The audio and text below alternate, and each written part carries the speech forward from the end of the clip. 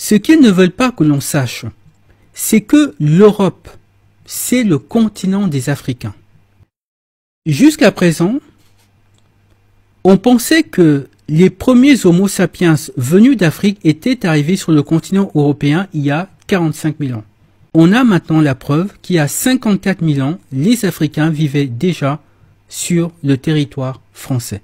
C'est la grande découverte, la très grande découverte, et de surcroît sur le sol français, de celle qui chamboule tout et nous oblige à repenser la grande histoire du peuplement européen. Qui, voici encore 10 jours, connaissait la grotte Mandrin au cœur du Tricastin, et dont le nom rappelle le possible passage du fameux contrebandier du XVIIIe siècle. Aujourd'hui, unanime, toute la presse mondiale l'évoque, puisque cette cavité de la Drôme est désormais l'étonnant témoin de la première arrivée d'Homo sapiens, il y a environ 54 milliers d'années. C'est vertigineux. La découverte est énorme puisque la présence de l'homme moderne en pleine terre néandertalienne bouleverse de près de 10 000 ans toutes les chronologies du paléolithique européen. Les Homo sapiens blancs, à cette époque-là, n'existaient pas. Ils ne vont apparaître qu'environ 50 000 ans plus tard.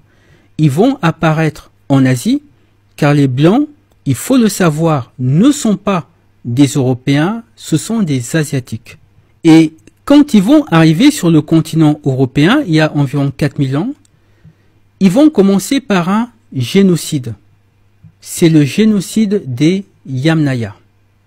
Ces Yamnaya sont décrits comme le peuple le plus meurtrier de toute l'histoire de l'humanité. Et les populations européennes qu'ils vont massacrer, ce sont justement ces Noirs installés sur le continent depuis plus de 50 000 ans. Et les Européens blancs aujourd'hui sont les descendants de ces Yamnaya. Ils ne sont pas laissés de traces écrites parce que justement ils ne connaissaient pas l'écriture. Les Européens d'alors non plus n'avaient pas d'écriture. Il n'y avait d'écriture qu'en Égypte et en Mésopotamie à cette époque. Mais par contre, ils ont laissé une trace encore plus indélébile. Ils ont laissé leurs gènes. Et vous et moi, en France, avons 35% environ de gènes qui proviennent d'une ascendance Yamnaya. 35% c'est énorme. C'est énorme. C'est énorme. Et comment est-ce qu'ils ont fait pour que j'ai, jusqu'à 5000 ans après, 35% de gènes Yamnaya? Alors, ce que pensent les chercheurs, ça n'a pas dû arriver ça devait pas être pareil partout en Europe, mais certains chercheurs pensent qu'ils ont dû un peu zigouiller tous les individus masculins. Tous les mâles. Tous les individus masculins, effectivement. Et ça se voit sur le chromosome Y. Certains chromosomes Y que des Européens, avant l'arrivée des Yamnaya, ont complètement disparu. Tandis que les chromosomes Y qui étaient portés par les Yamnaya, eux, ils se sont absolument répandus dans la population. Donc, ils tuent les hommes et ils engendrent avec les femmes noires une descendance métissée.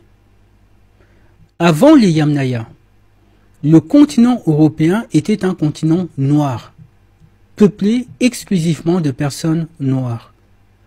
Après l'invasion des Yamnaya venus d'Asie, l'Europe va devenir un continent métissé. Durant toute son histoire, l'Europe a été peuplée de personnes blanches, de personnes noires et de personnes métisses. Effectivement, les Yamnaya n'ont pas pu tuer tout le monde. Quand ils arrivent, l'Europe est déjà peuplée de femmes et d'hommes originaires d'Afrique, et cela depuis au moins 50 000 ans.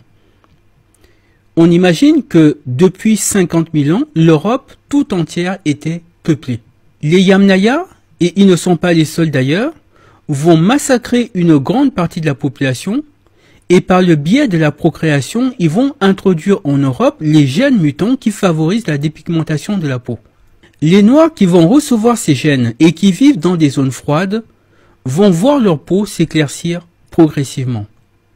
Mais tous les Noirs européens n'ont pas été massacrés et tous n'ont pas reçu les gènes mutants.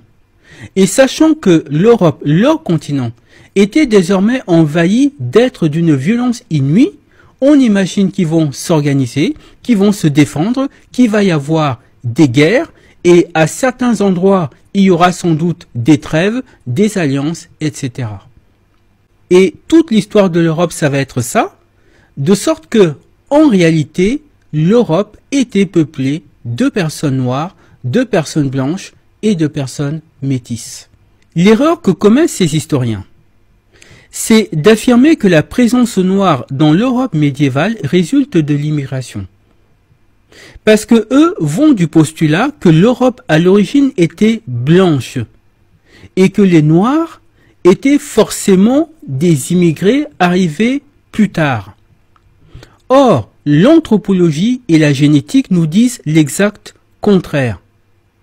Ils nous disent que, à l'origine, l'Europe était un continent noir et ce sont les Blancs qui sont arrivés par la suite. Qui peut croire que tous ces Noirs ont été massacrés ou que tous ont été miraculeusement transformés en Blancs par le climat? Ce n'est pas possible et ce n'est pas rationnel. Que certains Noirs aient été des immigrés, oui, c'est possible, mais l'écrasante majorité étaient des Européens autochtones, c'est-à-dire des descendants de ces premiers Homo sapiens venus d'Afrique il y a plus de 50 000 ans. On est donc fondé d'affirmer que l'Europe de ces 4000 dernières années a toujours été composée de personnes noires, de personnes blanches et de personnes métisses. Mais ce n'est qu'au cours de ces 300 dernières années que les Européens blancs ont entrepris de se débarrasser définitivement des Noirs autochtones qui vivaient sur ce continent. Ils ont profité de l'esclavage pour faire un nettoyage ethnique sur le continent en massacrant certaines populations et en expédiant d'autres dans les colonies américaines.